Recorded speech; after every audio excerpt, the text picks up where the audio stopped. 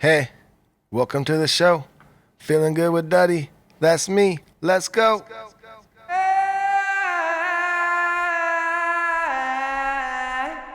Oh, washa! Yeah, we're back, karate style, in the bunker for episode 68 of Feeling Good with Duddy, the show that laughs at the entire world, everyone equally. We just die laughing. We point and we laugh, kind of in an immature, bully way, but then we find a mirror. We point at ourselves and we have an internal self laugh. You're right, dude. You get it. We're just like everyone else.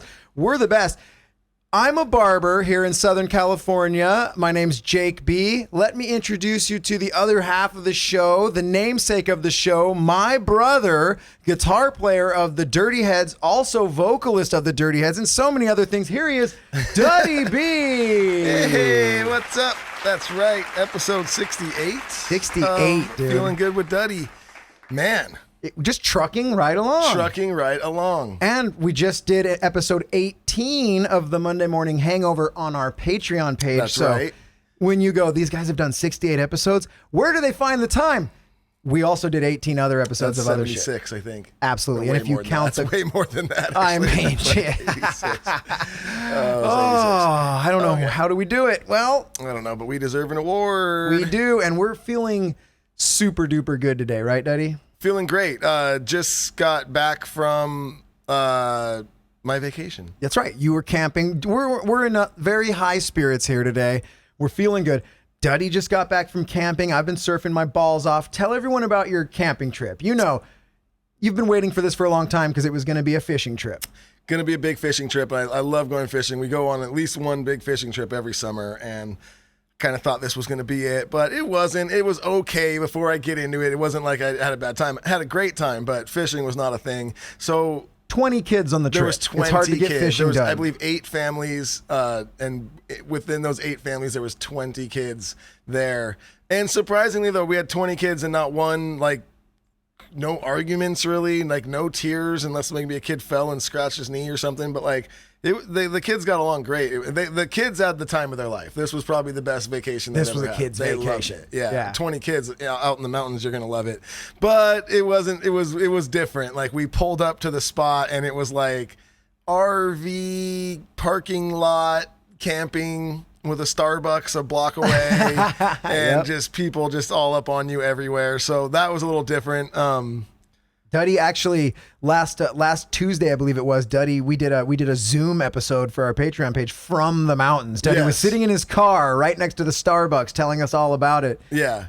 But you did, however, have shitload of fucking creatures coming through. Multiple bear encounters. And so this whole time I think, we're not out in the wilderness, you know? And every day we took 5-minute drives to the most beautiful, lakes and wilderness that you could be in. Just where we were at didn't feel super wildernessy, where we were sleeping, but every single night bears came walking right through our campground.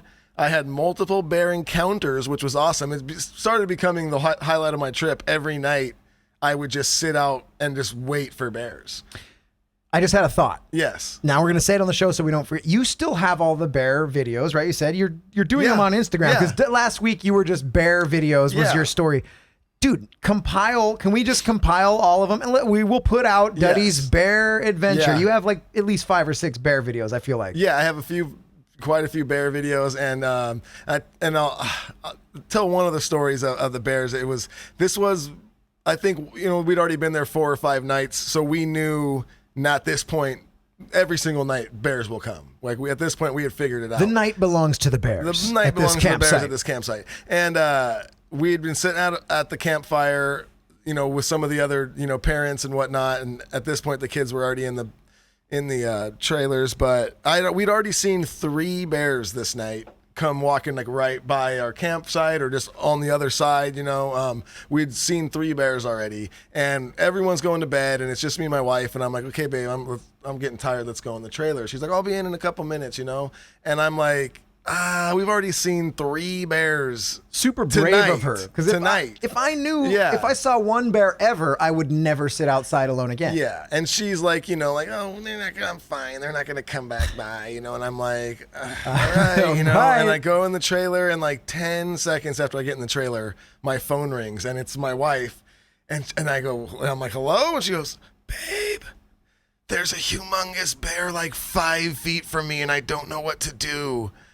I'm like, oh my God. So then, and then she goes, oh my God, it's heading now right towards our trailer door.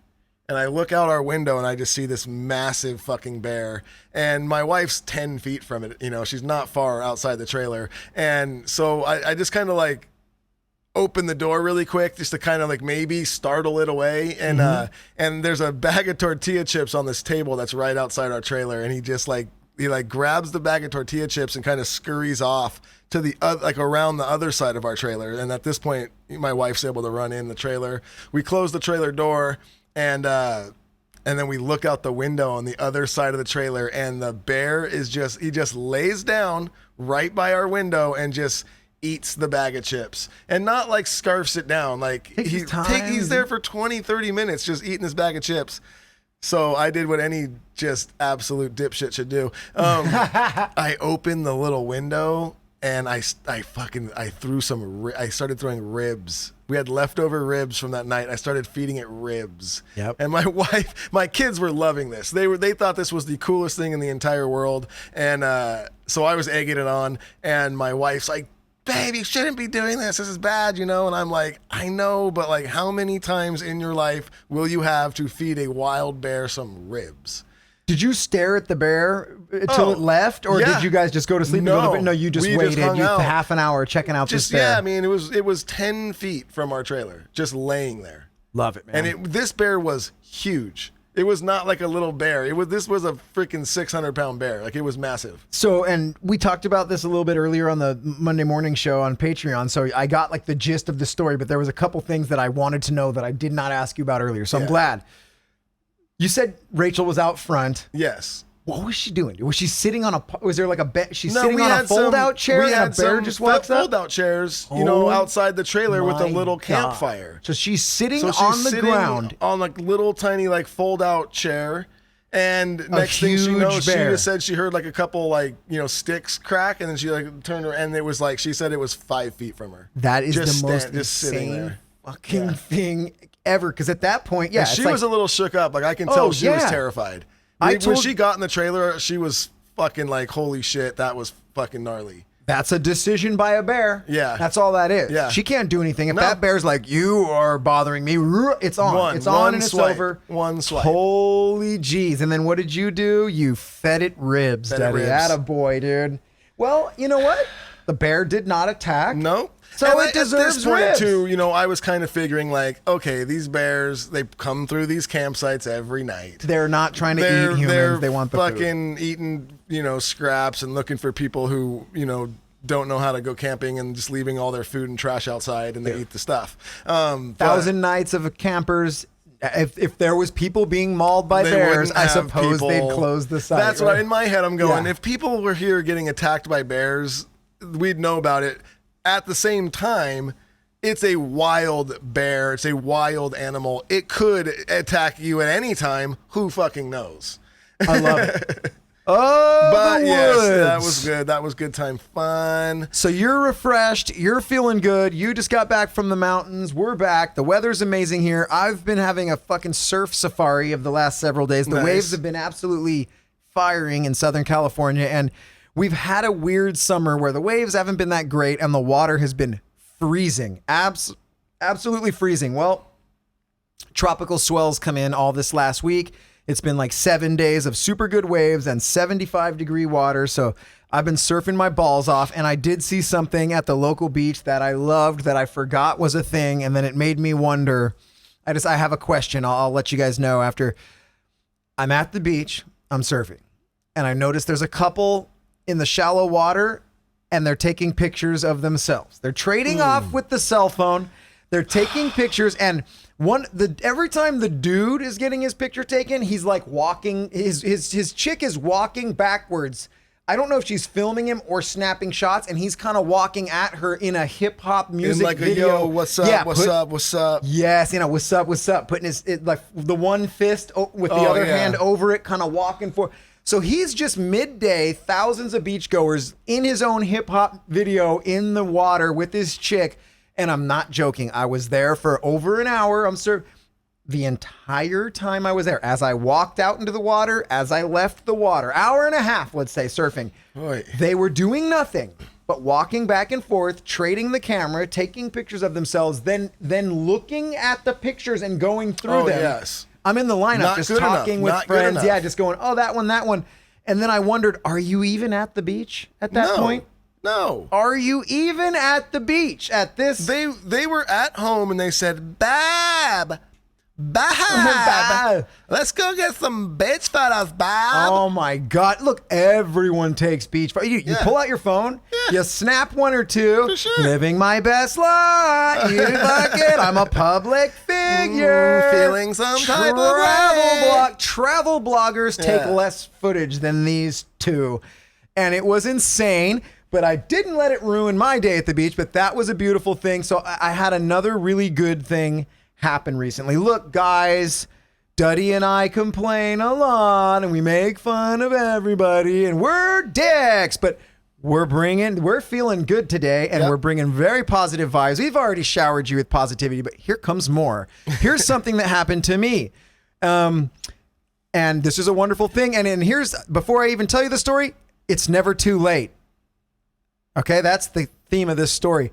I did a job for somebody 2 years ago. I did some magazine articles. I wrote some pictures. I did some drawings and some articles in a local Huntington Beach magazine. I made fun of suntans. I drew cartoons of different suntans. I gave them names. And it was an article letting tourists know what suntans not to have so that we don't laugh at you. I'm doing the Lord's work.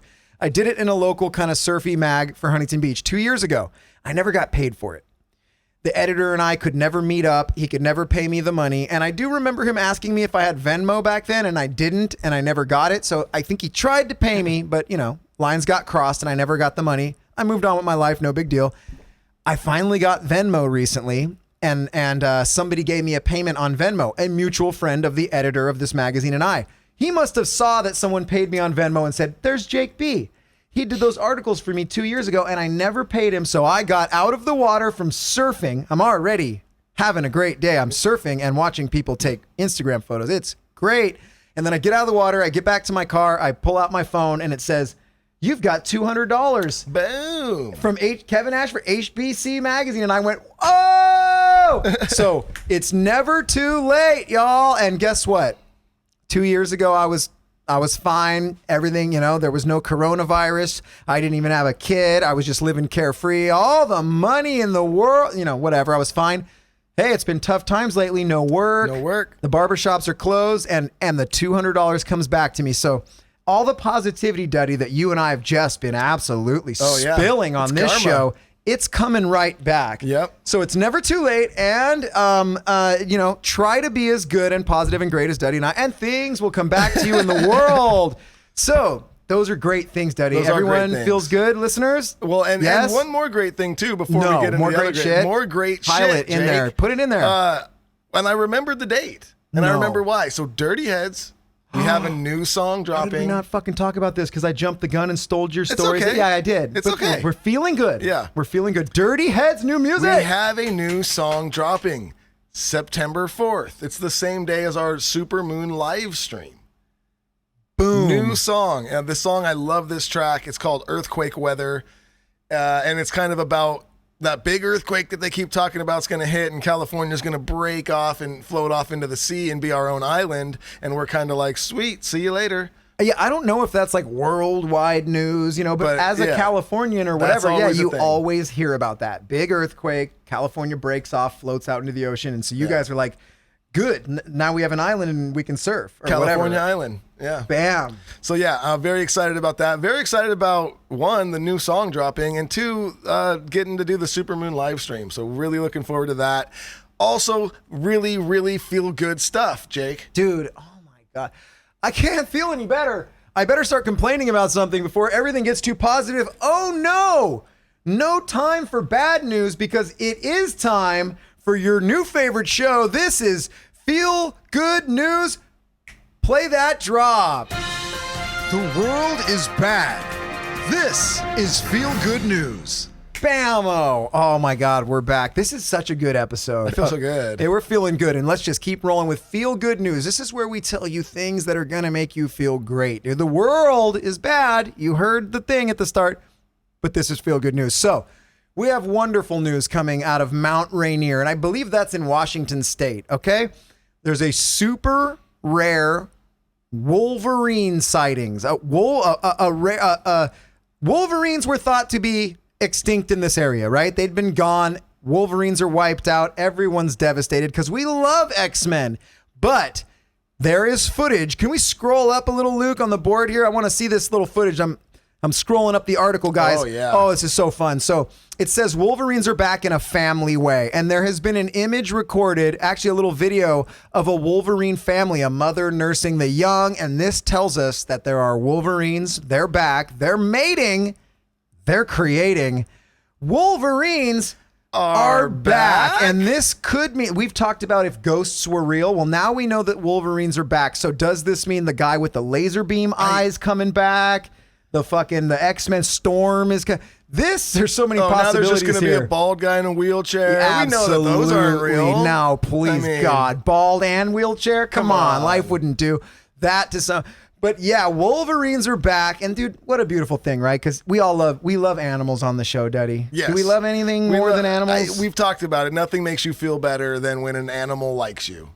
And I want to say, I really feel like that bear liked me after I gave him ribs. So, oh, why would it not? And I'm looking at a picture of these Wolverines. They look like little bears. They just look like baby bears, and it's adorable. And they do have the gnarly claws. I think that Luke is drunk. Is Luke just scanning around and? Well, the page just keeps going up and down Luke, everywhere.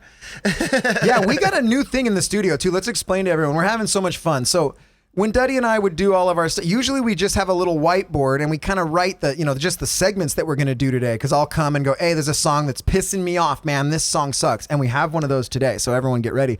And then, Duddy will be like, we need, we got he's all, I got a funny conspiracy query. So I'm like, yes, we put it all on the board, right? But we actually have a TV now, dude. We got a big screen TV in front of us. So Luke can get his computer open and he can send these images to the TV. And we feel like we're actually fucking doing something here, Duddy. More feel good news. More feel good news. We got a TV. So and it's not helping because Luke is just simply scrolling, out of control scrolling.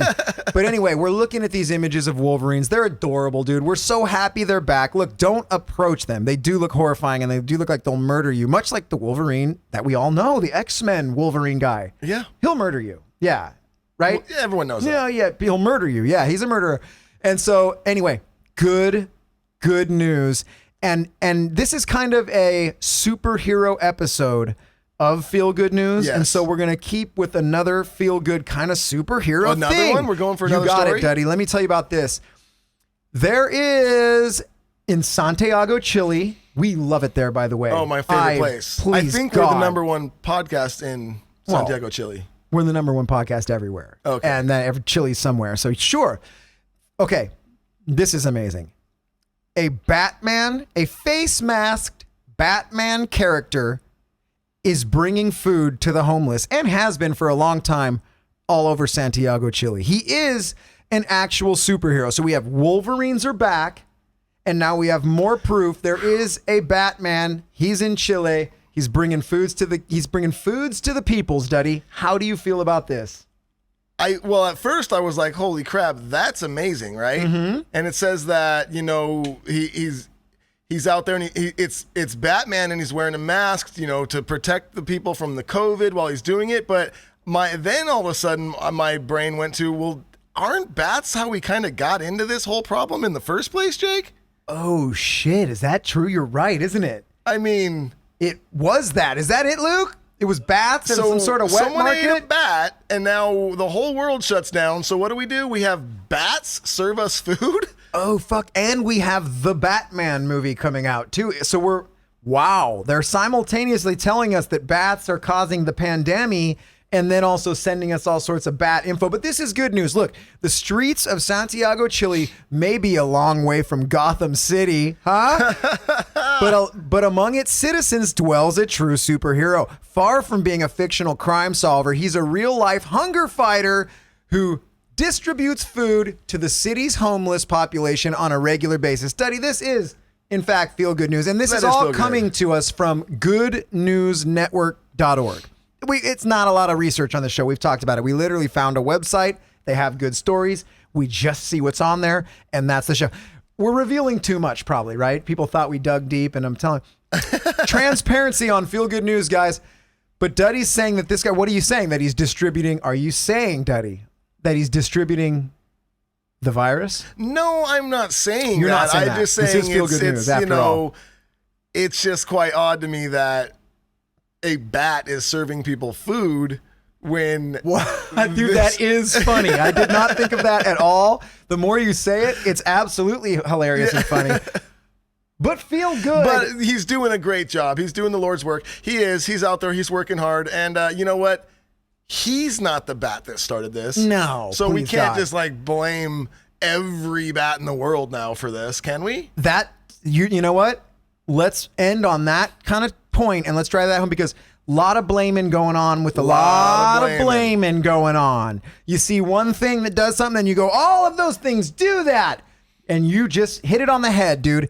This is a bat for good. Did a bat cause the pandemic? Absolutely yes. Are we mad at bats? Yeah.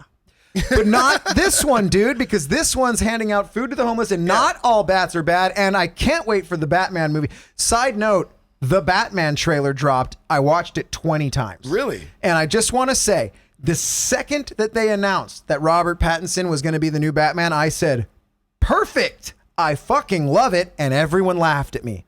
The world laughed at me. The internet said, you're wrong. How could the guy from Twilight possibly be Batman? And I said, well, you haven't watched anything he's done since. The dude is the man. I kind of liken him to a young Johnny. You remember when Johnny Depp started doing only cool shit? Yeah. And Johnny Depp started out a heartthrob as well, everybody, on 21 Jump Street. Brad Pitt, oh, he's a heartthrob. No one was like, what a great actor. And then he becomes the great actor. Robert Pattinson's the next one. Batman trailer, best thing ever. This has been Feel Good News. Batman's superhero edition. Batman's back. Wolverine's back. The Batman trailer's great. Play the drop. Join us next week for more goodness on Feel Good News. Bammo, dude. What a Duddy. Have you felt this good in the last 20 to 30 episodes? No, this is the best I've felt in a long time. Everyone who's listening feels so good right now, and they're so stoked. But there's a yin and yang to everything, everybody. Okay? Without bad, there cannot be good. A lot of people say things, and hunger, but it's like, no, because if nobody's hungry, then who's full? You gotta have starving people. Yeah, Duddy, stick with me. That's a bad example, but you get it, right? Stop murdering, but it's like, if no one's murdering, who could be like a crime? Bad example. I'm trying to come up with some good things. End war, but it's like, well, then do we just erase the word peace? That's better. That's okay. I nailed it. Everyone's on board. So with the feel good news comes the bad. God, all of those were great examples. I take everything back. And now it's time for me to tell you about some funky things I've seen out there. First of all, Netflix is out of shit. Yeah. Netflix is running out of shit. Okay, I searched Netflix. It's all crap, and I now every time I turn on Netflix, there's actually okay. I came across a category on Netflix called International Rogue Cop Dramas. How niche-y are we getting? Man. And I love those shows. Like, I'm one of these guys that if I find out there's a murder mystery in like Norway, I'll watch it because I like the icy lands and but I've realized it's a formula. When I see the new one, it's like called Questions or Signs, and I'm like, oh, a new Norway murder show, and it's always the same. I'm a blonde-haired chick who hates guys, and I'm solving murders in my old hometown, and I watch it every time, but I'm seeing the cycle. So I'm starting to realize Netflix is running out of shit, so they're sending me all the foreign stuff now, because I've watched the American shit, and a lot of times the foreign stuff's kind of better. A lot of it's better. A lot of it I'm finding. But it is all the same, and here's when I knew that Netflix was out of shit. We're all watching a lot of stuff right now. Pandemic. So there's a category. Get ready for this, guys. Watch it again. Oh yeah, you've already watched this again. You've already seen this. If I want to watch something again, it's because I love it so much, and I'm thinking, yeah. If you're running out of shit when you're like, hey, let's dedicate an entire category to just telling them, watch that shit again, dude. Wasn't that good? So anyway, that's when I started to realize Netflix was running out of shit. So I went over to Amazon Prime. Yep. I went over to Amazon Prime and I found, I love Alone, the show Alone. I've talked about it on the show. Look it up if you don't know what it is. I like these reality shows where it's like, we're surviving. And then I get to see naturescapes and I get to live in a different world for a while. I found a show called World's Toughest Race. It's like Bear Grylls, World's Toughest Race. And it is an amazingly tough race. 66 teams. I think it was through like New Zealand. It's from Fiji or Tahiti, one of those gnarly islands. And it's one of these things where it's like a 10-day race. It's like a 4-person team. You got a kayak, you got a hike, you got to dive. You got it. I could never do one leg of this race, right? And it's adventure race. I didn't even know this was a thing. There's a series of adventure races like this where it's like 10 days long. You could fucking die probably doing this shit, right? 66 teams. Opening episode. They're showing all the teams. And I'm starting to notice something. Duddy's just sitting here going, this is what happened, guys, because this is all me right now. I walked in and I just wrote a cluster of things that I'm about to complain about on the board, and I didn't even share any of it with Duddy. He's watching and he's going, here we go. Anyway, hit the fucking siren. No, I'm kidding. Don't hit it. Or do it. Whatever. He'll do it in post. Okay. The World's Toughest Race. They start interviewing all the teams. And it starts to sound like in the Olympics, Duddy, everyone's got a fucking story. Oh, yeah. It can't just be that you want to be the best skier in the world. I'm here because my baby sister died, and, because of that, my parents always dreamed of her being the best, so I became the best to make my parents happy. Long-winded. And we're also poor and we need money. Yo, dude, it's perfect. So there are people, there's like always the inspirational story, like she lost her sight at age 7, but learned to ice skate. And you're like, fucking what? Blind? Yeah. There are those stories. I don't think that one, but there's stuff like that, and it's always amazing. But then every single person, they have to just I remember watching a skier talk about dyslexia, and I'm like, I get it. That makes it tough to read, but I don't think it had anything to do with the ski jumps. And so anyway, stretching, all the dyslexics. So fuck this show. They're out of here. So I'm watching the World's Toughest Race.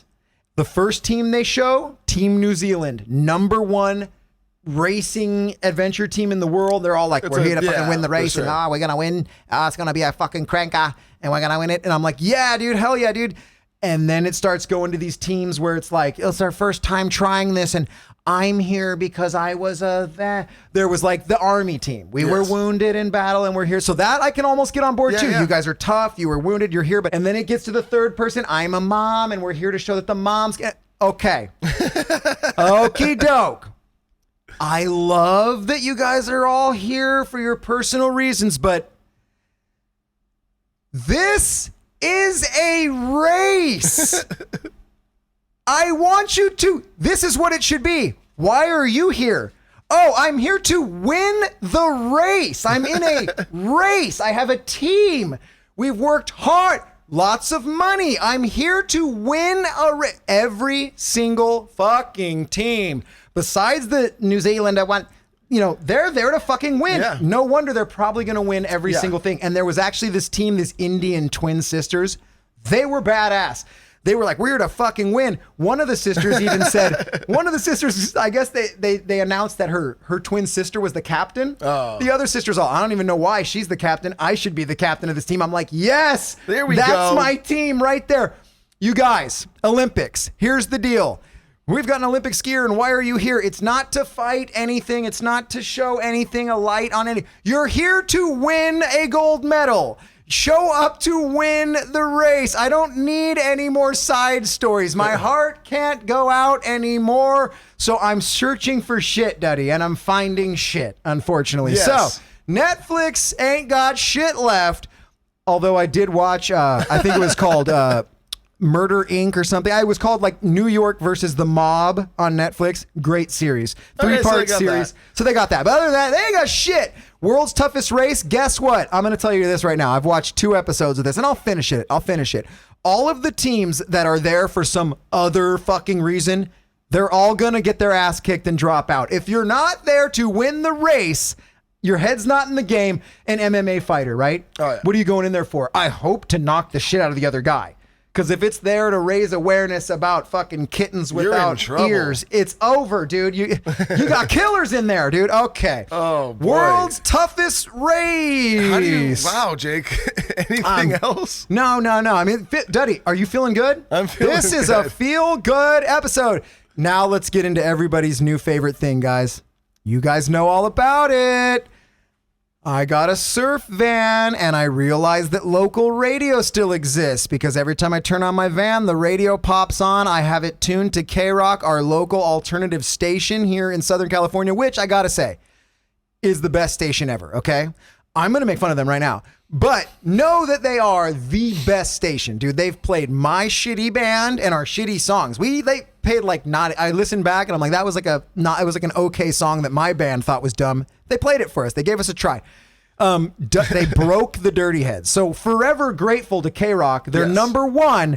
And also, when you hold up the number one, that's your finger pointed up. And then we're going to point that number one finger at K-Rock and start laughing because this is the local radio review. Yes, my favorite thing to do now is when I turn on the car.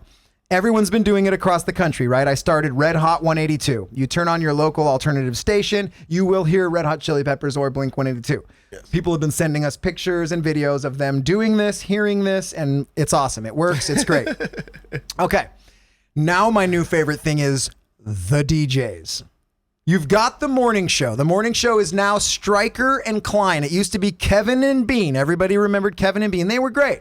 Stryker and Klein. They're not horrible. Okay. They're trying, but this is local radio. They can't really do anything funny. So they can almost approach the line of being like what Duddy and I are, fucking super, really nice and great, but they can't go that far because they'll get in trouble. They can't be this great. So I listened to their morning show the other day and I think they were lying. They literally did this. We're going to call in. We put up some sign spinners out on the local corners of our local. We're going to call one of our sign spinners right now and see how it's going out there. Yes, Duddy. Yeah. No. Yeah, they did. And they call him up and it's one of those local things. They've always got some lackey, like for us, It would be, we'd send Luke out, our lackey. No, I'm just kidding, guys. We love Luke, but he would be the guy and we'd name him something dumb, right? Booger. We're sending Booger out to the corner of Placentia. He's going to be like, so make sure you honk when you go by, guys. So that's what's going on over there. And they call in their sign spinner and they're like, how's it going out there? And he's like, yeah, guys, it's fucking going great out here. I'm on the corner of fucking who cares and who gives a shit. And I'm spinning the sign and they're like, oh, really? Have you been getting any honks? Yeah, man, it's been a great response. And I'm sitting here driving and I'm going, first of all, this is all a who cares. And then secondly, what's the fantasy? First of all, do you love your morning show? Anybody? Like if you saw a Feeling Good with Duddy sign, sure, you'd honk, you'd pull over, you'd show your tits or dick. Oh, whatever you guys do. You know, you're all weird. So you would do it and we would love it. But for K-Rock, would you ever just turn the corner and go, fucking K-Rock morning show, gang, I love you guys. I just don't it's not see even that. them though. It's just like a Stryker and Klein. But they're not out there. No, it's just a guy like on the corner, intern dude out there, right? Like swinging a sign, bro. I guess. And they're just trying to get people to honk at him. I don't know the fantasy. Yeah, because or do you think that people are going to see the sign guy and then go, oh, I should try that and then tune in? First of all, it could cause a car crash. All of those signs should be illegal. Secondly, I just don't know what that fantasy thing is. And then it's a big who cares. Well, and I always love these kind of ideas because there was a brainstorm meeting. Yes. And we need ideas. We need something. And then someone said, we should put a guy out on the corner with a sign and we should try and get people to honk at him. And then other people were like, fuck yeah. This is saying you're not funny. They're going, what you guys are doing isn't that funny. So we're going to come up with stunts and things. look, this whole thing that we're making fun of right now, which I love. This is like an old Opie and Anthony thing. This was an old radio show from 15 years ago. They did a thing called Jocktober where they just riddled local morning radio shows. And I love Jocktober, and it made me laugh so fucking hard. And then when I started listening to this local radio show, I have to admit, you guys, Stryker and Klein is not that bad. Like they absolutely try to be funny. Klein is the guy that pushes the envelope. Yeah. On Opie and Anthony, they would always find a hole. They would call it a hole. Okay. Yeah. This is gonna get sexist, but this is not our view. This was Opie and Anthony's view. Whenever they'd find a radio show with a girl host, it was always in the Midwest. They'd find some hokey town, and this is always what it would be. The guy would always, say something dumb like, "Oh, she's a beautiful girl." And then the female person would always go, hold on there. Yeah. It's not about the looks. And they would go, oh, the hole. Yeah. The guy's trying to go be funny, and they put a hole in there with him. So you guys get it, right? The guy is supposed to be edgy and say dick jokes, and the girl's supposed to go, hold on now, calm it down, right? Yeah. And it's not fair, because girls are nasty as we are, dude. And so that was We'll get into that later. We'll get into that episode. later. Oh, yes, we will. Nice foreshadowing, Duddy. So this is what's going on K-Rock. It's a minor deal. So Klein's the guy who kind of pushes the envelope, and then Stryker will go, oh, hold on there, bam, and then send it to commercial. Yeah. It's hilarious, guys. I'm listening to it and I'm going, oh, they're trying their best, but God, it's impossible to be funny on local radio. And then it brings me to my new favorite thing, the DJ voices. Because you've got the morning radio show voice, right? There's a million guys across the country that have this voice right here, and this is a lot of sports voices, right? The Angels are up. Every sport guy has to talk like this. Every newscaster woman gets all up in the nose, and we're here live at the, it's always the same thing. Radio guy, you got the guy that's going to say, hey man, I'm the rock and roll radio guy, dude. I got this one. There's that guy. And then you've got the conservative talk show guy who's going to have his voice right in here like this one. Have you seen what the Republicans are, all that shit, dude. They all have it, right? So K-Rock, I'm realizing alternative radio has its own things. It's a we're fucking chill. Oh, we're just Kat Corbett, the local radio girl. Now, Kat Corbett's been in radio forever. If you guys look her up online, she's very famous. She's been in radio forever. And I'm sure she's rad, dude. I don't know much about her. Do you have, Duddy? She's fucking, great. I'm sure she's rad. But, dude, I don't listen to radio a lot. And dude, Duddy and I, we talk in our regular voice. And honestly, Stryker and Klein, so do they. There's no fake voices there. They're doing it. I don't know if Kat Corbett's faking it, but this chat, Kat Corbett's new. I started noticing every time Kat Corbett's on the radio, and I'm like, what the fuck? So she has a Mercedes-Benz commercial that is playing on K-Rock, and I swear to God, she's all Mercedes-Benz. I was like, get down here, Mercedes-Benz dealer. She has a line where she goes like this. She goes, it's never been more important right now to have the freedom of a car to, she like pauses. She goes, to get out there and drive and just experience the way. I'm like, oh! So I'm realizing there's an alternative radio, like, you guys. And then I heard Nicole Alvarez, another local chick. She's kind of the cool chick. She's a little younger, but oh my God, The Killers, Duddy. Oh. She's I guess The Killers have a new album. So they're pumping the old Killers until they can pump the new Killers. Oh. So she's like, The Killers have a new album coming out, and it's coming out next week, guys. But until then, let's scream to the rooftops, I'm not a soldier. And then it's, God's soul. And I'm like, oh, for fucking Lord's sakes. I'm just like, oh, the local DJ. They have no choice in the songs they're playing anymore. They're playing the same 5 bands and these affected voices. It is a comedy. I almost don't want to listen to anything but local radio now because it's hilarious, right? Yeah. It's hilarity on ice, my friend. And it's just got to be weird times around radio stations because it's just everyone is just streaming, and it's like the numbers have to just be dropping at all times. And we're in cancel culture. So if you say a single mistake of a thing, it's all your sponsors are gone. So they can't be as funny or as edgy. And it's like people are fucking stations are getting shut down left and right. DJs are getting laid off left and right. So there's no live concerts for them to give tickets away. There's no live concerts for bands to be like, pumping up. They're not getting to do their. I'm sure every radio station probably has 4 to 5 like annual shows they do every year. Weenie Rose, that's how they make Christmas, their money. That's the K-Rock shows. So it's like, man, it's gotta be rough times around radio stations right now, man. It's gotta be rough, but I would love to know, because now I want to hear all the like alternative stations across the country and the hip hop stations. You've got the hip hop station. What's up, fam? Jessica Ortiz. What's up? Oh, yeah. Yes, Power 106. She'll talk normal this whole time. Okay, that was Jessica. And then she gets like the full dude, fucking you accent. all have the local laugh. Yeah. Yeah, Oh, dude. goodness. Dude. I love it, God. dude. You have to do it, dude. But I want to hear all the hip hop stations and all the alternative stations across the country, and I want to make sure. Is there another Cat Corbett? Is there a chick in For fucking sure. New Jersey who's out there just dude. tuning into New No, Jersey? so I mean, I listen to Sirius radio a lot, and I listen to one station. It's called like Classic Vinyls or something. Oh, that sounds like. What's the voice? It's the Jack, and she's like, "Oh yeah, that one was, when that song was by the Who. That reminds me of It's the same voice you just did, and it's just like, and her name is something perfect too. I forget, but something like Rockin' Sandy Reed or something. Oh, dude, Rockin' Rita, It's dude. just something or other, and man, The and I remember radio. one time she was talking and I was listening, and she was like, "Oh yeah, and I actually got out of bed today and I put on my leopard slip and I actually did my hair today." This was like after it's been quarantined for a bit, and then she's like, "And if you want to see what I'm looking like, you can go to my Instagram page and you can." And I was just like, "What?" Fucking leopard slip. I can't. Dude, Curlers good in the stuff. hair, Yeah. cigarette hanging out of the mouth. I'm so tired. Oh yeah. my God, I love But it. we're talking I love now it. about tough times for radio.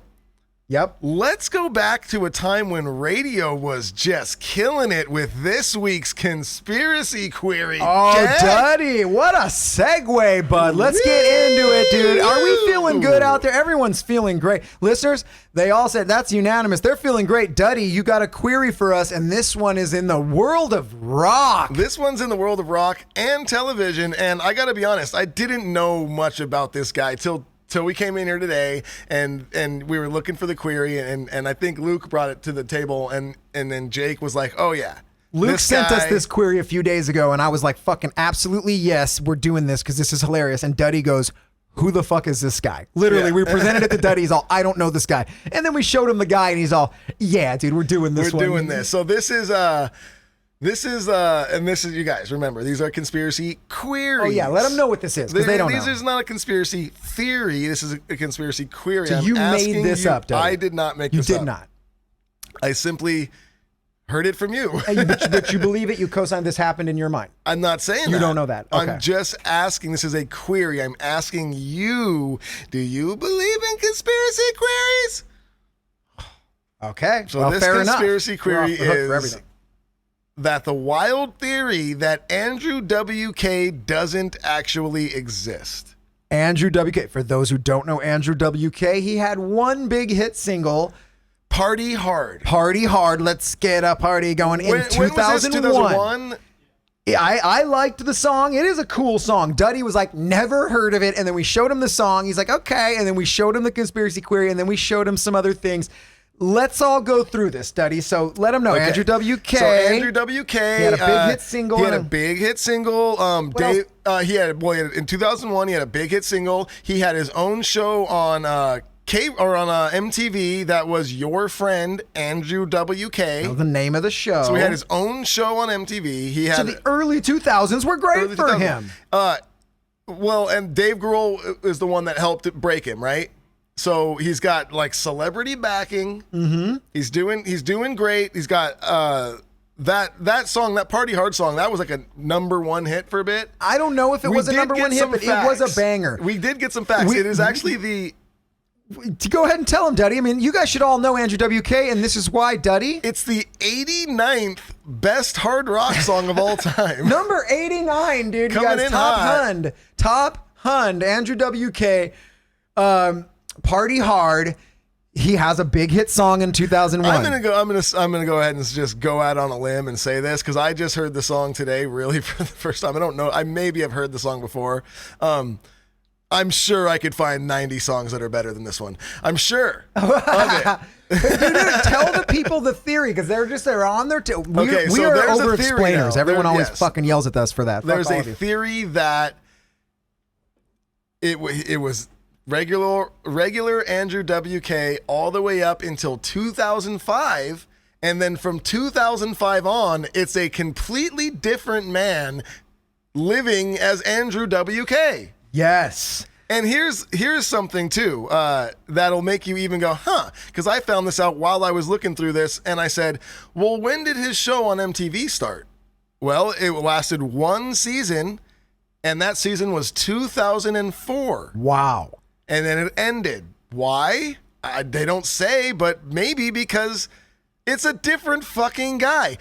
And the pictures from him post 2005 all look like he's younger. It's looking very than different. he was pre 2005. So we're getting all of our information, and the pictures that we're looking at are on, what is this? This is tonedeaf.thebrag.com. That's where we're looking at right now. So if you guys want to see the exact photos that Duddy and I are looking at, there's a nice collage of him before and after 2005. And although it does look very similar, he kind of does look younger after 2005. Now, he was like a dirty guy. He had like a dirty hair and dirty. So he looks a lot cleaner after 2005. He could have just cleaned his look up, shaved, but also his music changed a bit. Yes, it was hard rock, and then it was like piano music. Contemporary crap almost. Like, so a lot of people are saying he's involved with the Illuminati. Look, here's the thing. Here's the reason Duddy and I love this. Yeah. Because who cares? Who does care? Why should we even care anymore about Andrew WK? But we're talking about him right now. And he hasn't had a hit song since 2001. He had one hit song. Yes. He had another song that was like on the theme song for American Pie or some shit. Am I right, Luke, about that? American Pie, the first one. And then he was on a show. The what? He also had a show on Cartoon Network. So he was a banger for a bit. And now the conspiracy is out there that ever since 2005 is a completely different man living in his life. And one of the cool elements is they're saying Dave Grohl is kind of behind the push that he's still him. Duddy and I watched a Larry King interview. When was that Larry King interview from? 2015. 10 years after the 10 years change. after. And this is what made Duddy and I really interested, because Larry King was like, well, what? He's like, why do people think that you're not you? And he wouldn't even answer. No, he's very weird. He said, Larry King says, well, why wouldn't your father just like come out and be like, no, this is my son. This is the same guy. Yeah. This is my son. Like, why don't you have your parents? And he said, well, it's probably because he's in the bathroom right now and he wouldn't answer my call. Yeah, like that was his type of answers. And then my best part is, so obviously what we think, Duddy, this guy's a genius in my mind. I'm understanding it now. He is perpetuating this rumor on his own because he keeps bringing it up. It's the only thing keeping him still around. He had one song that was ranked number 89 which is dope. Believe me. Yeah. That's dope. But Duddy says he could easily find 90 better. Number 89, one song 20 years ago. The dude is still relevant right now because he's perpetuating a rumor. You know that there was also the rumor. Remember, we've talked about it on this show where Paul McCartney was not Paul McCartney anymore. At a certain point in his career, they switched McCartneys. Paul McCartney died. They put a different McCartney in. Yeah. Maybe he was just, I don't know, but I love it. You're right. It's fucking who cares? He was never a cares. He was, I don't think anyone cares. I can't believe anyone cares, but I kind of care. Am I an idiot? I'm a piece of shit. I'm going to look more into this. I don't know, but I do know. I want to know if you believe that Andrew WK is a different guy after 2005 than he was before 2005. Wow. And do that one more time, Duddy, but ask, do you care? Do you care if that's Andrew WK is the same guy? I don't. No, do that again, Duddy. Do you want... No, okay, fine. No. Oh my God! So there it is. Look into it, everyone. Look into that. Let us know what you think, because we don't know. I do know I don't care, but I also do know that it's fun to think about, and also who cares? Watch the Larry King interview, you guys. Go just type it in. Larry King, Andrew WK is a different person. It's just a fun little 3-minute watch because he's so weird that it makes you want to be interested. There it is. Yeah. Conspiracy query. Duddy B. Have you ever felt better on an episode of Feeling Good with Duddy? That's I haven't felt better ever in my life. in life. And listeners, all of them said the same thing. Yeah, we all feel great. This is the great episode. This is the best. You're all going to share it. You're all going to tell your friends. You're all going to give us reviews, whether you listen on iTunes or Spotify. You're going to give us reviews. And by the way, Duddy showed me today. We had 75 reviews, I believe, last week, and Duddy said, hey, give us reviews. And we have like 93. How many? I think just 90, but they're going up. They're going up. So thank you for those reviews, guys. For those of you who haven't heard or don't know, we lost our server. We had to start all back over from scratch. So we're climbing back up there. 400 and something reviews. We lost them all. We lost all of our reviews. We lost everything. So we had to recently start back over. If you are listening to the show, if you do like it, whatever you're listening on right now, just give us a quick little review. Just tap the stars or whatever. And it does help the show a lot get noticed. It helps us keep going.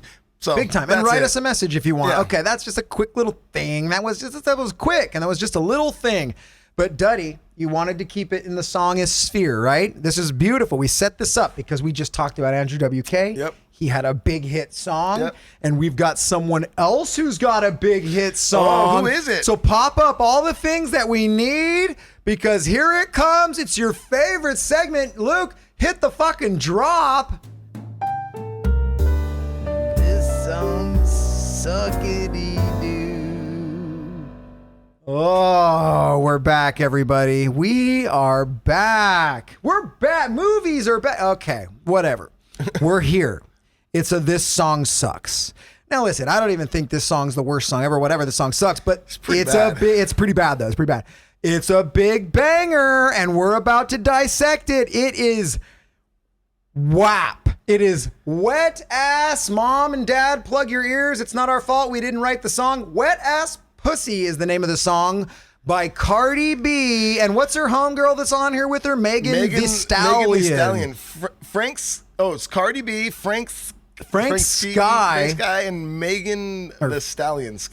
Dude, a lot of people taking credit for this one. Everybody knows the song. It's the Wet Ass Pussy song. Oh, the world is divided between people saying this is horrifying for women or people saying this is the best thing that's ever happened for women ever. And so we don't care, Duddy. We don't care. It's a song. We don't care. If the song had lyrics that didn't say wet ass pussy, it would literally be a throwaway song. It would just be like, it's one that no one cared about on the album. But since it's all about dripping wet, peas. We'll say pee. I don't want to say pussy 75,000 times. I don't want to. So WAP is how we'll just say it from now.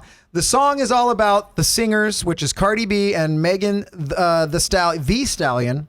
It's all about their dripping, WAPs. Okay, great. I don't care. That's not what I do on This Song Sucks. I simply look at the lyrics. I dissect them. I find the truth.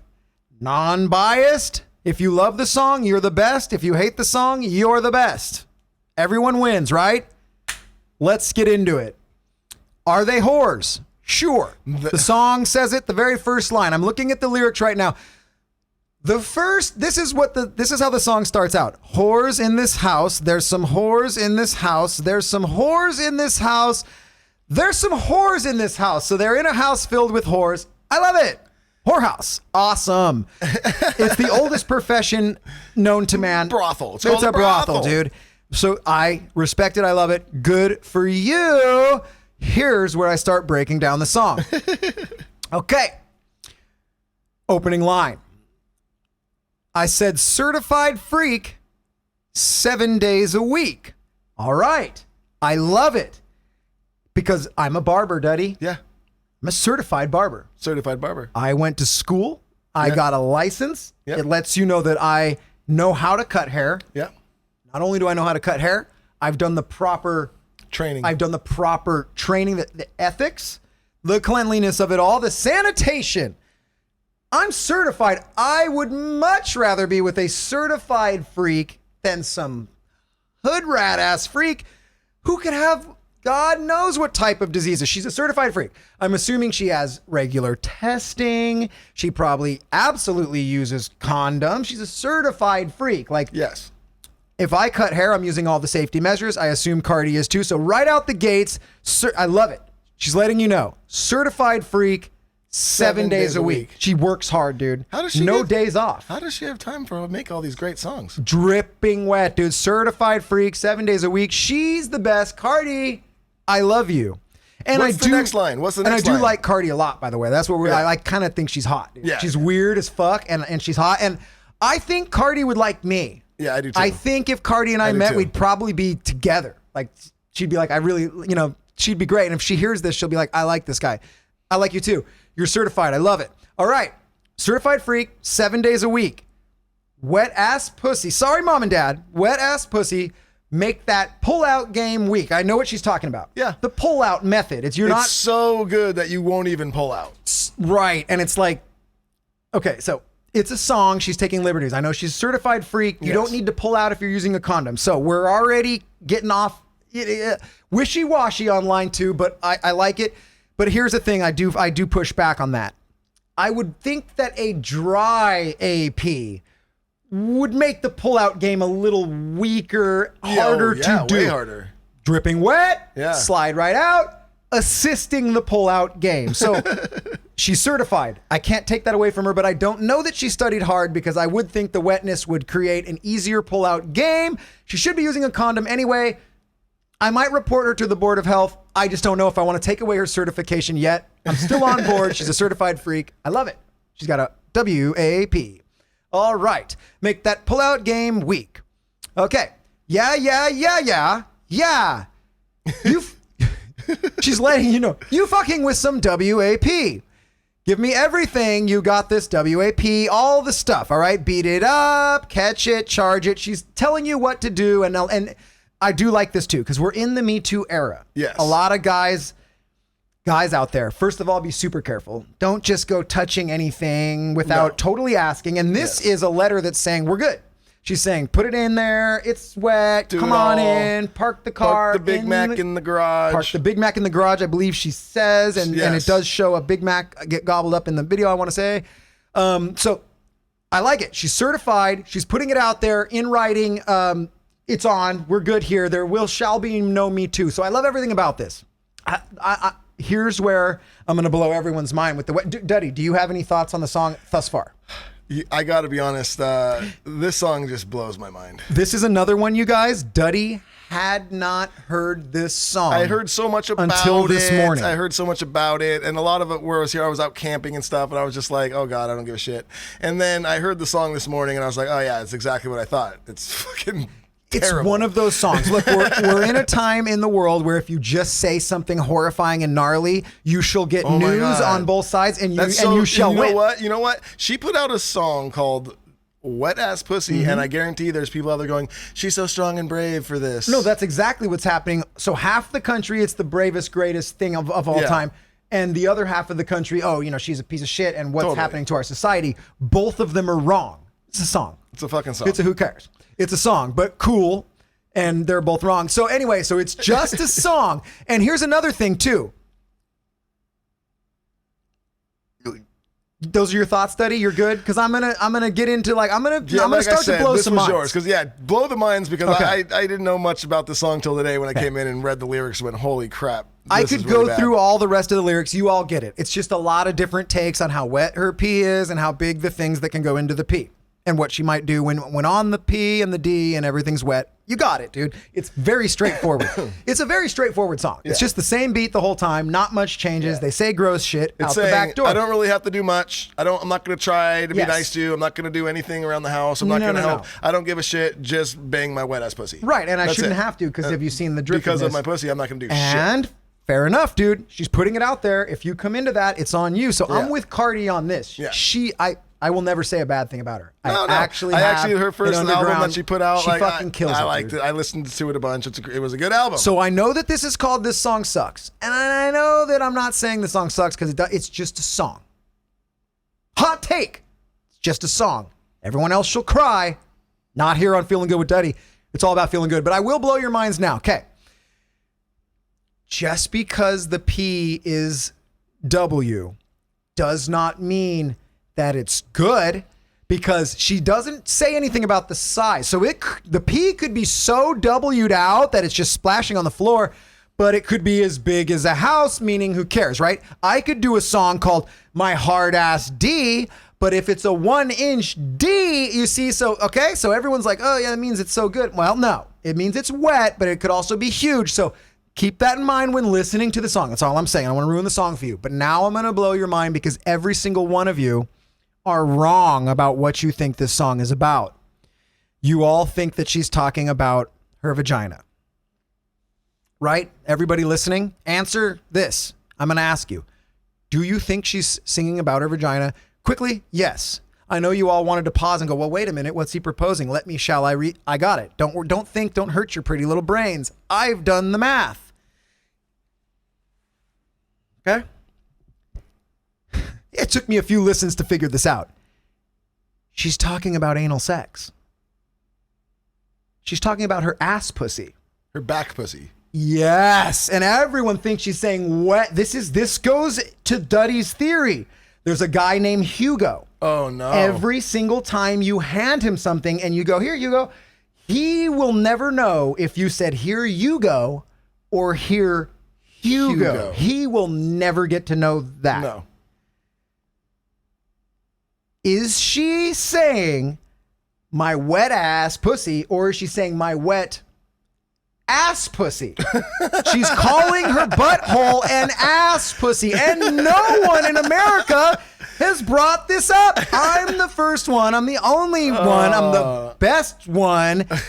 Share this with everyone because I did it, okay?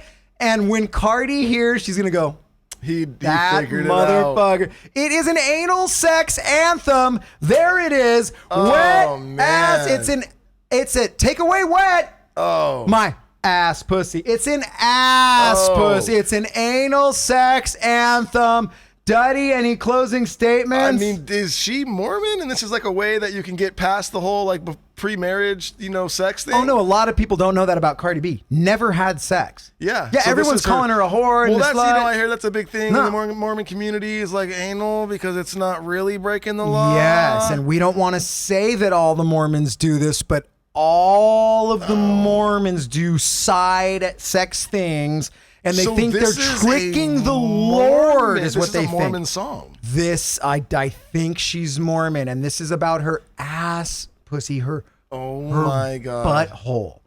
Yes. So there it is. So everyone who thinks this song is bad, you're wrong. And everyone who thinks this song's the best, you're wrong. It's just a song, and it's about anal sex. Hit the drop. This song's suckity-doo. Oh, man. Oh, man. I'm so glad you're welcome, everybody, because I know everyone's at home just going, I think I know what this is about, and they're taking their sides, and and nope, none of you had it right. Now go listen back to the song again and feel and hear it anew. Oh, man. Do you feel good about that, Dud? Anytime I think that someone's talking about vagina and then I realize they're talking about ass, it makes me feel good. Oh, there it is. And sure, why wouldn't it? I don't know. So, gosh, our sponsors are so happy we segued in with that. Speaking of feeling good, we have some sponsors on this podcast that make us feel great. And first and foremost, Koi CBD. We love this product. I use this product every single day. And, They actually, I was just talking on the phone today with Austin over there at Koi CBD, and he was telling me about a great new product they have. What is it? I want it. It's a roll on.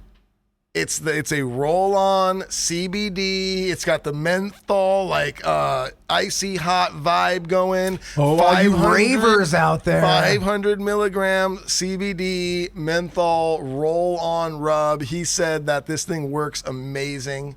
He said it's awesome because I tell him I use the balm all the time. He's like, dude, this is even better. So I'm really excited about that. You don't even have to get your hands all oily. You don't have to get your hands oily. Then you're just getting CBD on your fingers. And then your fingers feel great. And you just rip on the guitar. Yeah. Yeah, of course. You put CBD on your hands, you rip a guitar. Everyone knows that. Yeah. But yeah, I take the drops every morning, whatever it is. If you're out there and you do have any sort of aches and pains in your joints or whatever, and you're taking over-the-counter pain meds, please give CBD a try. Give Koi CBD a try because it is the best. And It's a lot healthier for you, and I think you're just gonna love. What's up, Jake? Oh no, go ahead. Sorry. Oh, I was gonna say I think you're gonna love the way it feels, and we've got a new code for you guys. I was going into that, and I was gonna. This is what I was thinking. I was all, Duddy, did you clear the question? I did. Okay, yes. We are good. We have a new code for you, and this code is Feel Good. Feel good. Here's what happened, guys. The code, our old Koi CBD code, basically got put every single spot on the entire internet. People from, underground in the middle of the Arctic sun were putting, is that a thing? They were putting in our code. It just had been shared so much that it was no longer exclusive or interesting, or we have a new code. We got a new code, and this code is Feel Good, and it will get you 15% off your first order using this code. Feel Good at checkout. That's right. 15%. Okay, so at checkout, Feel Good. You're out the gates. 15% off. You put in code Feel Good at checkout. Bam. So it's a fresh new code. So all the people that got to use the other code for their first purchase, now we got another one. Bam, so bam. when you go back, make sure you put in the new code, and you will get to save once 15%. again. You will. All right. And also another sponsor that we love on this show is the Jack Rack. And this is from Plugins Keychains. What this is it's like a replica of a guitar amp. And they have Marshall ones, they have Fender ones. It's really cool. Key holder. It's a key holder. You mount it on your wall. It's not all big and bulky. It actually looks really cool and nice. You mount it on your wall wherever you want. And, you put your keys, you attach it to this little keychain, which is a 1/4-inch cable, the end of a 1/4-inch cable. And you plug it into your amp. Whenever you come home, you plug your keys into your amp, and then when you're leaving, you know where they're at. You unplug it. It's really cool. It. I feel like we always play to the viewers with this one, but it's a hard one to explain, right? You can explain CBD, you rub it on, you fucking feel better. Yeah. You guys, key holders. Everyone's got them right next to your front door. You hang your key on it, okay? This one looks like a little mini guitar amp head. Your keychain becomes a guitar plug. You plug that damn thing into the amp. You plug it in. You don't hang it on a hook. You literally plug it into the amp. It's fucking awesome. Like you're plugging in your guitar to a guitar amp. It's awesome. And honestly, I've had so many people come over to my house and just be like, holy shit, what is that? That thing's awesome. I've had one of these on my wall for 2 years. And then I met these guys and got a relationship with them. And now they're a sponsor of the podcast. It's crazy how things work. It's so funny. Yeah. I remember seeing it. Yeah. Everyone who goes to Duddy's house, that thing's amazing. Where'd you get that? Yes. And then you somehow meet the guy, and they're a sponsor now. Yeah. Oh. So yeah, you guys, if you know anyone or yourself that plays guitar or even just really likes music in general, you get them this for their birthday or Father's Day or Christmas or whatever it is. They're going to love it, and you're going to be a hero. And if you go to you go to pluginskeychains.com, and plugins is with a Z. That's PLUGINZ keychains.com. And you get the Jack Rack, and you put in code DuddyB at checkout, and you will get 20% off every order. That's right. You heard it here, people. You heard it here, people. All right, dude. Yeah. We're out the back. Dude, this has been...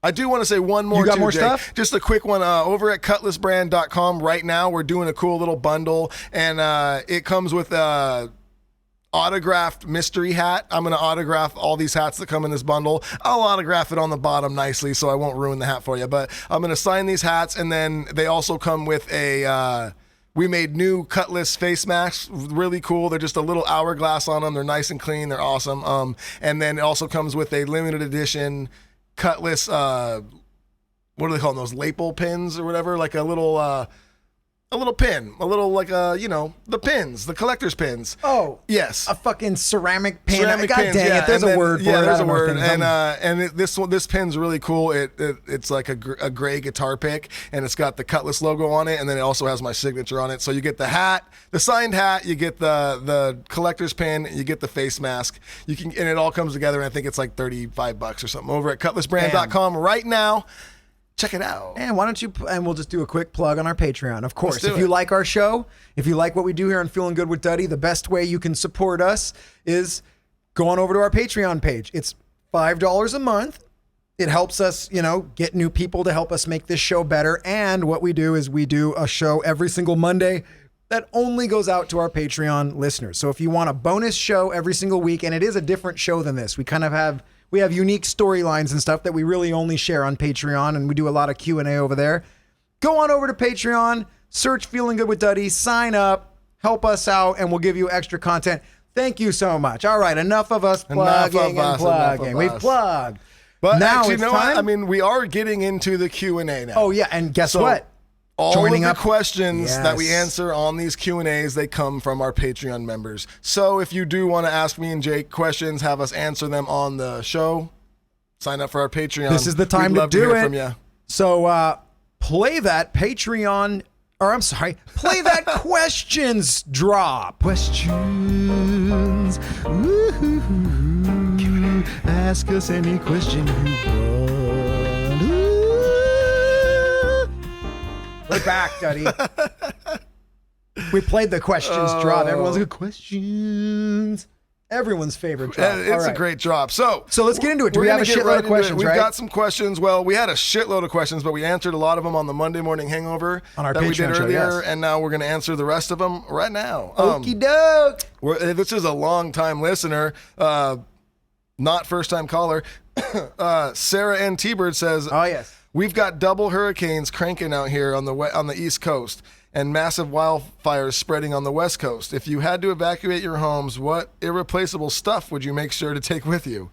Oh, that's a good question. fucking good we live in a question. tiny house and have had to evacuate multiple times. It's super weird looking around at your shit like, what can I live without and what should I save? That's a great question.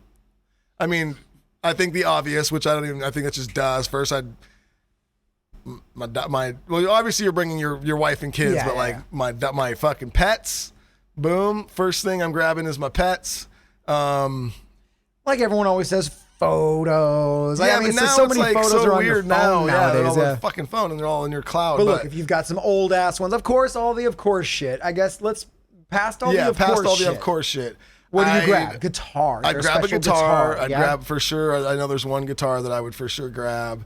And what is there anything in your house that you're like that thing is sentimental? I'm trying to think. I know. of I'm trying to think.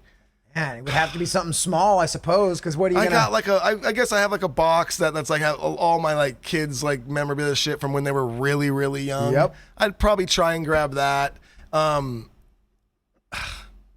I'd fucking grab my bong, Oh bro. my god, dude, My that's- fucking bong. I have a pipe, you guys, that hits so fucking crisp. It's And the chiefy high that you get off the intake from the carb is just unmatched. And the balance of this piece when it's in your hand is so chill. I would easily grab for that. I wouldn't really want to even like think about life without my favorite bong.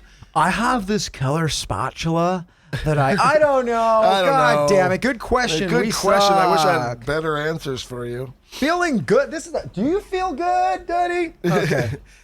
Autumn Dawn wants to know, what set of items could you buy that would make the cashier the most uncomfortable? I came up with lingerie, tampons, condoms, and peroxide. So gnarly. Yeah, that is gnarly. That's gross. I would say a ski mask, duct tape, some rope, and a hatchet. Just dump that on the table and just don't say a fucking word, dude. I'd buy a razor blade, Mm-hmm. and I'd buy a razor blade, and I'd buy a goodbye. I'd buy a goodbye like greeting card. She'd be like, "Oh no, don't do it." Oh my god. There it is. And then Heather Johnson underneath says pantyhose and apple, Vaseline, string, and tongs. I'm starting to think about that. I don't know. Yeah. Okay. All right. So far, really great segment.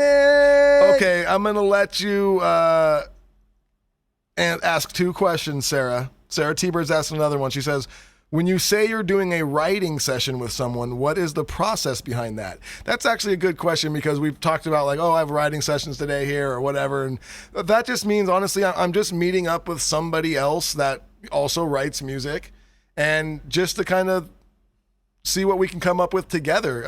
And I do them a lot of the times. I'm doing writing sessions. It's with Jared and somebody else, but sometimes we'll do them separately. If I can't make it or he can't, he'll go off. It's really nice to work with people that you haven't worked with before because you come up with things that you would not have come up with on your own. And it's great to just, I learn a lot from every session. And there's so many songs that I've written so many songs in these sessions that have never seen the light of day, but I probably learned something in that session that I used, at another time. So, and a lot of times, Sarah, how it'll start is you'll come to a session, right? And sometimes they'll be like, do you have anything? Do you have a little piece of anything you're working on? And Duddy might have like a chorus. I don't know. I've got this guitar riff and I might sing this over it. I can't get past that. Okay, let me mess with that riff. And then all of a sudden a different guy's playing with that riff and he sends it into a different chord progression. Duddy, yeah, I like that. And then all of a sudden this avenue, sometimes just like anything, you hear people that get like writer's block, a writer. I sit down at my keyboard and I just can't start. Sometimes you can write like 5 seconds of a song and you're like, I know that riff and that 5 seconds is dope. I can't get anywhere with it. I've tried. Yeah. Someone else hears it, goes somewhere, and you go, yep, and then the whole thing fucking spills out like a waterfall. Totally. So I do that all the time, and that's funny you said that because I all the time will just write a little guitar riff. Yep. It won't be anything. It'll be a 10-second little riff, but it's cool, and you can tell you're like, oh, that's something cool right there, And then like I'll just won't be able to really figure out what I want to do with it, and I'll go on a writing session and I'll play that little riff, and instantly, whoever, even if it's Jared or the guy we're writing with, will be like, oh my God, I got a great idea for that. It's just like, thank you. It's all a famous story, the Rolling Stones. They said they were on a bus and Keith Richards, right? Whatever, he was leaning back and he was just fucking about on his guitar. He was just dicking off, dude. And then there you go. Pretty big song. Not as big as Party Hard, Andrew WK. Yeah. But a decent, not a number 80 fucking 9, dude. Well, that was, it's not 89th best ever. It's probably way higher up on the chart than that. But on this last album, Supermoon, we were in the big main recording room. And we were all just chatting. It might even been like during like a lunch break or something. And there was a piano there. And I just walked up and just for fun, I just started just fucking noodling stupid on the piano. And I played the bum, bum, bum, bum, bum, bum from our song Tender Boy on our last album. I just played that little didn't even mean to, just kind of messing around. And everyone just stopped and said, dude, what was that? And I was like, I don't know, just fucking hitting some things. We stopped everything we were doing and made an entire song off that stupid little lip. Yep. And if everyone else wasn't in the room, I probably wouldn't even have thought twice about it. I'd have moved on. But the fact that everyone in the room was like, dude, what was that? It was like, okay, well, maybe there's something there. That's an impromptu writing session right there. Audrey Morris wants to know, do you and your spouses prank/scare each other? Does the band? Epic stories? My boyfriend waited in a freezing car for about an hour. I was late to scare me, and he forgot to turn the light on roof on your car off. And when he moved the handle, the light came on, and he was busted. Ha ha ha. We scare each other all the time, and even team up to scare our guests when they visit. Fun times. We are always trying to scare each other. That's my kid's favorite thing in the house is to hide behind a fucking wall when I'm coming around the corner and there's blah. Yeah, I think we talked about that a couple episodes back. About them just fucking constantly trying to get you.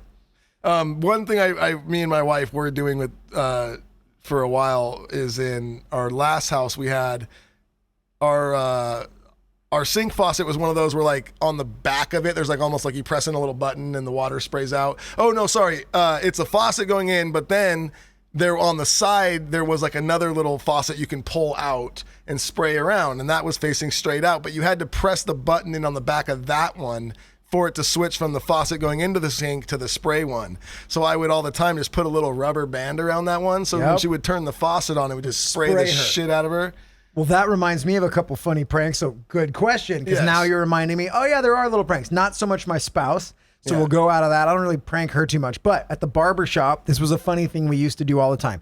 Obviously you spray everyone's hair in the barber shop on a mister, right? Every once in a while, someone's in the bathroom, someone's out of the shop. You just turn that little spray nozzle to dart. And then the next haircut, they grab the comb, they just, and then just a laser beam goes into the guy's head. So that one's always hilarious. That's good. And then when I used to work in an office, I used to work at a marketing firm in an office, and if you got up and went to the bathroom, a lot of the times, if anyone went to lunch or whatever, the rest of the dudes would hop on your computer quick, put it on some porn site or put it on some gross fucking image. Oh, yeah. And then just let the screen die black. And then as soon as the guy comes back from lunch, he sits down, hits that space bar, and dicks are everywhere. Nothing better than changing your friend's like lock screen to a the big best. old D. Oh, you know it. Oh, yeah, good times. Oh, man. Mark Plante says, hey, Jake, can you explain the difference between a barber and a hairstylist? Do you get pissed when people call you a hairstylist? No, I don't care about that shit. And I laugh. Like, I don't take myself too seriously. Like, I love being a barber, and I'm good at what I do. Like, I want to be good, and I love it. But I also, when people are like, you're the artist, and I'm like, yeah, slow down. You know? Yeah. Anyone with a fucking 2 hands and a face can go get a barber license. So I'm not trying to act like I'm an artiste. But, so I don't get mad if someone's like hairstylist. It's all the same, but here's the real deal. So hairstylist typically is you work in a salon. You're doing a lot of women's hair. You do coloring. You do all the fucking blow drying and all that other shit. That's typically hairstylist. You know, you're doing a lot more things as a hairstylist. Barber, we specialize in the tighter, shorter, classic, timeless barber cuts. And then obviously you get the modern ones. You want to design in the side of your head, or there's always new different cuts coming out, undercuts and fades, and like a bald skin fade or a real tight fade. If you go to a hair salon and you want someone to give you a super tight fade, you're probably going to get screwed. Yeah. They're used to doing longer hair, women's hair. And if you ask a barber to give you a beautiful dye job and a women's cut, they might not be the best at it. Yeah. So there's where the real differences lie. Also, barbers are allowed to use a straight razor. You can straight razor shave people. At least in California, you are not allowed to use a razor if you're not a barber. If you're just a hairstylist, you cannot use a straight razor. Because you just weren't trained on it in school. And on the same note, I believe that stylists can also do nails. I think they might, and barbers cannot do nails. We don't have a license for that. So there's like weird little different things like that. But if you're a barber and you know how to cut women's hair, you can absolutely go to a salon and do everything. And if you're a woman and if you're a hairstylist and you know how to do a dope fade, go to the barbershop. There's actually a lot of people in the barbering world right now that used to be stylists. And now they want to just do the barber thing. For whatever reason, they're like, I like the barber thing better, you know, and they end up, and they're really dope barbers because they have all the techniques, including the fades. So yeah, those are the differences. And, no, I don't care what you call me, man. Just call me. Maybe. Jesse Z Rule says, what's the weirdest thing you've ever been bitten by? I've been bitten by a ladybug and a snail before. Bitten by a snail? You couldn't get out of the way? Ah, no! Oh, my God. Like Austin Powers, remember that? No! Just pissed off snail. Oh, my God. Oh, man. I don't know. So this I didn't get bitten by, but I think I may have even told the story a while back on the show. But man, we were doing a show. It was like 3/11 day out in the middle of the freaking jungle out in Florida somewhere. And it was one of these where it was just bug city. And sometimes you're on stage and you're looking out in the crowd and you just see there's like a thick layer of bugs just floating above the crowd. Like a sea of bugs that just live a foot above the crowd, and they are just feasting upon the crowd. And this is in the middle of summer, a hot day in the middle of like a swampy, jungly place in Florida. So you can only imagine it was intense on the bug scene. And I'm halfway through the set, and I feel something land on my back, which feels like a bird. The size of a bird. No. Lands on my back, and I could feel it starting to crawl up my neck. No. I feel it. Now it's like kind of getting to where my hairline, like, so it's going like under my hair, and I could feel it on my, and I look over to the side. Dude. I look, and this is what makes it way worse, is I'm playing guitar now still, I'm mid-set. And I look over side stage where Christian Brandenmeyer and Cheese, who is our manager, you know, I look over and they're both looking at me and they're like doing one of those things where they're like holding each other going like, no. Like, oh, no. So now I know whatever is on my back is terrifying, right? And at this point, I feel it going. It's going up my neck. It's big. I can feel like clawiest things climbing up higher and higher in my neck. I think at any moment it's gonna just like dip down into my shirt and start growing. And this thing was big and heavy, and your hair, and my too, hair's like under you my. get I'm just caught like, in the no, this is my hair. worst nightmare ever. So now I'm looking at them. I'm like, help me, and they're going, no, and I'm like, dude. So next thing I know, Cheese comes out on stage and he's whipping me in the back with a towel. He won't even get near me. He's he's whipping me in the back with a fucking towel on stage mid-set. And then like finally the thing like just like flies away. That's the other thing. It fucking flies. And it flies away, and I'm just like so creeped out and grossed out. We finish the set, and then after the set, I go to Christian and Cheese. I'm like, dudes, what the fuck was that on my back? And they both said the same thing. They were both like, I do not know. All I know is that it was huge, jet black, and had wings. Ooh. The world's gnarliest, biggest fucking beetle, dude. Just something. They were like, dude, the thing was the size of a fucking bird. It was huge. It was a bug that was jet black and had wings, and it just landed on you. There's little things out here, and I don't know if this is a California thing, Duddy. You know what I'm talking about. They call them Chinese beetles. Oh, yeah. They're like green, they're like shiny fluorescent, green. iridescent green They're and so- black, and they're little loud. vigilantes, dude. Yeah, they're yeah. loud. They're about. Well, they're blind, so they they're- run into you. They're blind, dude, and bzzz, it's like the most high-pitched, gnarly. You can hear these things from 30, 40 feet away coming, and you just start looking. Oh God, where are they? And they fly right into you. They bounce off you. Oh, yeah. They can't see anything.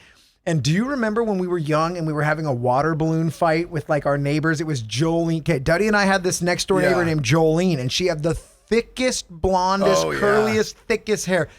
We were having a gnarly water balloon fight in front of our house with Jolene and all the girlfriends and us and all of our guy friends. And we were beating up all the girls with the balloons. Just good old-fashioned Good old-fashioned stuff. And I'll never forget, dude, one of those beetles. And it just right into Jolene's hair. Just zip, dead silent, bro. And it just dug at 100 miles an hour into her hair. And I just remember in our front yard, she's whipping her hair. Her friends are pulling. This thing is in her hair now. It's stuck in her hair. Oh, yeah. And these things are heavy and they're gnarly. Yep.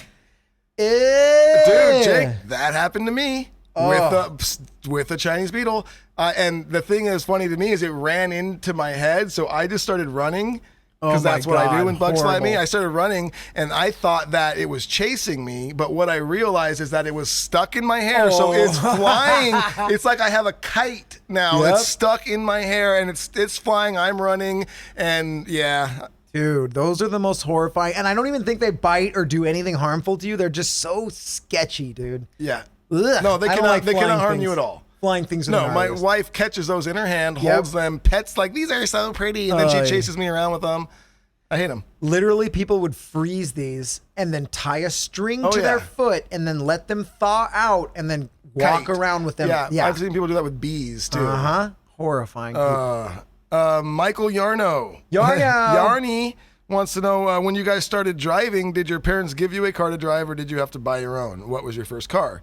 The first car I drove, my parents didn't give it to me. I just was driving my dad had an older crappy car that he used sometimes. It was like a shitty like Volvo. We Do both you remember bought that thing? our first car. Yeah, and then my first car was my car. I bought it, and it was a 1966 Cadillac Sedan DeVille, and that thing was dope. Yep. No, we bought our first cars. Yeah. I got in a gnarly car accident when I was younger. I've talked about it probably on the show, getting torn apart. And I got like a little bit of a settlement from that. Like I got some money from that and I bought myself a car. Yeah. Randy Cheeseman wants to know, Duddy, what's your favorite meal to cook? You know what? This has become my favorite thing too. And which is super funny because I was never even a big fan of this meal. I am a little more now as I'm getting older, but my kids absolutely love it. They love just spaghetti and meatballs. They fucking love it. So I've started making my own spaghetti sauce and my own meatballs, and I don't make my own noodles, but everything else is from scratch. I mean, I roast down the tomatoes to make the sauce. Like nothing is canned, and I make a really fucking bomb spaghetti sauce. I've got it down. My wife tells me I should jar it, and I think she's right. But I love making it. I'll spend 4 or 5 hours making You a have sauce. to, right? You got to let it Oh slowly yeah, and come like I to said, pass. dude, I start from scratch. Just starts from tomatoes, and I do that. I make the whole thing starting from there, and I take my time with it. I usually either like have a show on, or like sometimes I'll do it Sunday, and where I can just sit around for a few hours, and I'll just put golf on and just watch golf and just slowly make my sauce, and then that night we'll just have. Damn, now I want that. Yeah, and I want that now too. That sounds really good. I'm very hungry. You hungry? Holy shit, I'm hungry. Oh man. Sarah Heckert says, "What is the dumbest way you've been injured? My husband sprained his thumb opening a car door." Oh, that's Well, we've funny. talked about like the golf. I mean, that's not That's your not fault. dumb, Both like, golf cart things were were not not my your fault, fault. You yeah. were just passengers with the painful golf Yeah, cart it was thing. passengers with bad drivers. Dumbest way? I mean, fuck, I don't even know. I'm trying to think of. I know. I'm trying to think of like a funny way I was injured. I don't know, but I'll keep. You dropped a brick on your toe when we were babies. Oh, that I did was do that. horrifying. I did do that. Yeah, I destroyed my big toe. You tripped and fell into an ant hole when you were younger. We did Yep, talk about yep. that. You were bitten to shit by fucking ants. Covered head to toe in red ants. Oh, fell all the way in. I had a hula hoop thrown at me when we were playing tag and tripped, and my friends and I, Duddy, and I'm gonna pee myself, so I'll quickly answer this and I'll run pee. Duddy can read a question. I'll come back. We were playing tag. This is the first time I broke my arm, and my friend, I was just, he couldn't catch me, and he picked up a hula hoop, threw it at me, and it literally went around one of my arms and one of my legs and tripped me, and I broke my arm. Oh, best hula hoop toss ever. Hula hoop. So I gotta pee. Oh my goodness gracious. Brandon Allen wants to know, when you open for another band, are your sets shorter than if you're headlining? Yes, generally yes. The headlining act usually has the longest set, and it usually goes longer and longer as the night goes. So the first band might get 30 minutes, next band might get 40 to 45, next band could get an hour, and then the headliner will do like an hour and a half, unless it's a co-headlining show. And that is where, how a co-headlining show usually works is that the bands are somewhat similar in size, but let's say, you're doing 30 dates, but one band is bigger in 15 of the, areas that the show are in, and the other band's bigger in that other 15. So you'll split the shows, and then you each would do the same set time. So yeah, that's that. Kristen Beck wants to know, Duddy, when you're on stage, do you look at the faces in the crowd, or do you pick a spot and focus on that so you can concentrate on playing and singing? And if you do look at the faces, do you recognize people that you may have met before? One of these days I will get to meet you at Red Rocks or any other place in Colorado you come to. You know what? That's a funny question. Like, sometimes the shows are just there's so many people, and maybe the way that like the lights are set up and how far away the crowd like actually is from the stage. Sometimes it's really hard to see people and to like, make eye contact or whatever.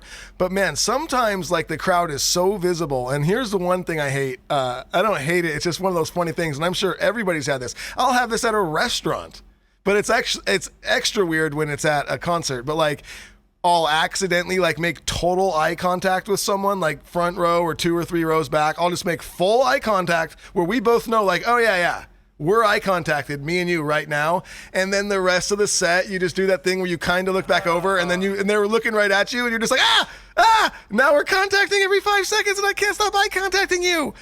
You know that feeling. Oh, it's the worst. Oh, it's so funny, but man. you can't. You're like, you can't are stop. They And still? then I'm like, They hey, are he's still not looking at me. He's not going to Are look. you I'm going to slip a little look. I'm going to slip a little look. Oh my God, he saw me. Yeah. I'm gonna act like I'm leaving, and then I'm like, they're still looking. Yeah, Son of an dude, actual God bitch. damn it. And then you have to like almost act like you're looking at the person behind them, and you're like, I'm not. I'm looking at you. So that happens sometimes, and then yeah. Oh, and then Liz Miller says under that, we should have a code word for Patreon members at meet and greets. And Kristen Beck says, that's an awesome idea. Well, think of that code word. Let us know what the code word should be. Yeah, you guys come up with that. That's your deal. Yeah. Ashley says, new to Patreon. Smashly, what's Good up? to have you, Ash. Good to have you. We'll see if it's good to have you after I read this question. That was the funniest one. There, I'll never forget. There was this. I love quick nicknames. Oh. I love a quick ass nickname. First of all, let's get the same guy, Rico. Duddy and I both know Rico very well. He's an old friend of ours. This guy was very quick with nicknames. The first time he ever met John from the Dirty Heads, his last name's Olazabal. Oh, yeah. And then Rico goes, oh, yeah, John, my balls are bald. First thing he said, and then I'll never forget when we met this chick named Ashley, and she was cute, and Rico's just, oh, what's up, Smashly? Yeah. And I was like, oh, my God. And then there was a girl that I used to know that she was super cool, and I worked with her at a surf shop. Her name was Jules. She had big boobs, and I immediately, it was one of my friends, I immediately called her Duels. And that's what everyone called her for the rest of her life, and she loved it. So anyway, Duels. fun with names, Smashly. Smashly. You know what's funny actually is my wife has a really good friend named Ashley, and that's her nickname is Smashly because she gets like smashed, I guess, you know. Smashly. And then here's a couple other funny ones. I once knew a guy named Marty. Everyone called him Marty the Party. I thought that was fucking hilarious. And then Rico also burned me. He met me, Jake Bushnell, and the first thing he said, Jake's bush smells. I'm like, awesome, thanks. Yeah, so another unflattering Rico thing. coined me Leo Blanco, the White Lion. See, that's way cooler than what I got. So yeah, thanks. Awesome. Ashley says, I'm new to Patreon. What is the first concert you bought tickets to and attended? Oh. We answered that. We've answered this a shitload, but since you're new, Ashley, we love you. Well, this is we'll give you this one. This is Ashley. Ashley. Everyone gets one chance. Next time you're banned. No, she's new. Banned, she doesn't know about how mean we are yet. You. Yes, we're very mean. The first concert I ever attended was legendary, so I will let you know. The opening act was Jodeci, followed by TLC. Switch that around. No. Oh, yeah, TLC was first. They came out on the little cars. Yes, they were. TLC wouldn't go before Jodeci. This TLC only had one song at this point in time. Okay, wow. Okay. I remember it. TLC, I'm almost 2 years Jodeci. older than you. My mind was more developed. Okay, yes. And TLC. And his stopped developing then, though, so it's sad. Yeah. So fair enough, but sure. TLC, then Jodeci. It was an unimportant fact. I'm sorry. I should have said then Boys to Men. And then the headliner was MC Hammer himself. You got it, dude. Oh. And it was an amazing fucking concert. Let's see. Kelly G wants to know. This is, by the way, after this question, there will be only one more. We're getting towards the end. So there shall be only one more. Top 2 childhood TV or music crushes. Elisa Milano is a given. Well, you can't tell me who my crush is. It's not a given. It's not. Dude, I had the... So, oh God, what's her name, dude? The fucking Ghost Whisperer. What's her name, dude? Ghost Whisperer? Yeah. Oh, Buffy? The fucking... No, not Buffy. The chick, she's got the 3 names. Not Sarah Michelle Gellar. That's Buffy. She's got 3 names. She's known as... She never became like a movie star, but... She's super hot. She was the Ghost Whisperer. Luke, who's the Ghost Whisperer? Can you just type in Ghost Whisperer and her name will pop up? And this is from when we were younger? Oh, yeah. She was in, before she was the Ghost Whisperer, she's always got the cleavage coming out. Okay. She doesn't dress super sexy other than that, but she's always got 7 inches of cleavage going on. Okay. And she's just kind of hot, dude. Jennifer Love Hewitt. Jenny Love Hewitt. Look, she did a few movies, but... Yeah. When we were very young, there was like a 1 or 2 season show. I want to say that it was called like Birds of Paradise or something. Oh, I remember where like a kid from like Indiana or something moves out to like Hawaii, and he's got the hot local girl, and it was Jennifer Love Hewitt, and I thought she was that was like my first crush. Where I'm like, that girl's beautiful. That was my first one, dude. I think. So this wasn't even. This was just the song that did it. I remember the first time I was just like, oh, damn, that song. Anytime I was like around girls or whatever, this song would come on and I was like, I think we're alone now. Oh, dude. Tiffany? Is it Tiffany or Debbie Gibson? Debbie? That who does Cheese manage? Was that Debbie Gibson or was it Tiffany? No. Tiffany. That's an old song, by the way. That's a cover. But that was song and that video and her, I was always like, ooh, damn. Yeah, Duddy and I, like, we were young little kids in the 80s. So we were like, Madonna was the hot. Well, we were so young, but that was like the hot chicks, and Debbie Gibson and Tiffany. I feel like that was Debbie Gibson. Who did I Think We're Alone Now? There, Luke, so we can get that right. But you know who else I had a crush on? What was it? Topanga from Tiffany. It was Duddy. Tiffany, I think was we're right. alone now from Tiffany, the Topanga. Was hot. from Boy Meets World. She was the come hottest. on. Please, dude. Number one. Yeah, dude. So many. I don't know. You creep. Yeah. What else geez. you want to know? Jeez. Welcome to Patreon. Glad you Good. wanted to know about my little boy. Yeah. What a lurker. But hey, good question. Yeah. This is the last question, guys. Hell yeah, dude. Wait! You didn't answer my question! There's no time. Patrick and Christy Gilroy. Oh, no, you need to have 2 accounts. Oh, it's one of Sorry. these. Are you guys brother and sister, Yeah, or no, are you no. married? How cute are you with the dual? All right. Each of you get your own Patreon. Yeah, you selfish. I like getting away too, Daddy. I love Big Bear. Haven't been to Idlewild. What's good to do there besides just chill? Are there any Jeep trails in Idlewild? Okay, so I'm not positive if there's any Jeep trails. I'm sure there are. Yeah, Idlewild's not a ski town. No. So you're not going to get any of that there. There is little lakes that you can do some boating or fishing if you want to. There's a lot of hiking. There's like a nature center, but what I really like about Idlewild is the little downtowny like town area. It feels like a mountain town, and it's never super crowded. And they've got a bunch of cool little restaurants that are all delicious. The people are freaking awesome, and from where I live, it's just like really easy for me to get there. So from my house up to I can be up at the cabin in like an hour and a half. Bam. So- I'm going there for my first time coming up. Are Yeah. you guys going? Dude, I don't You're know. not. Well, what we just realized is those days Yes. is the first day back at school for my kids. Oh, yeah. So we're like, that we makes can't it have tough. them trying to Zoom from the mountains. Yeah, and like, I that's don't know. weird. So me and Rachel, we're trying to Well, figure it out. I'm going for my first time, Yeah. though, coming up soon. So I'm excited about that. And to answer your question, if there are Jeep trails in Idlewild, Duddy says, I don't know.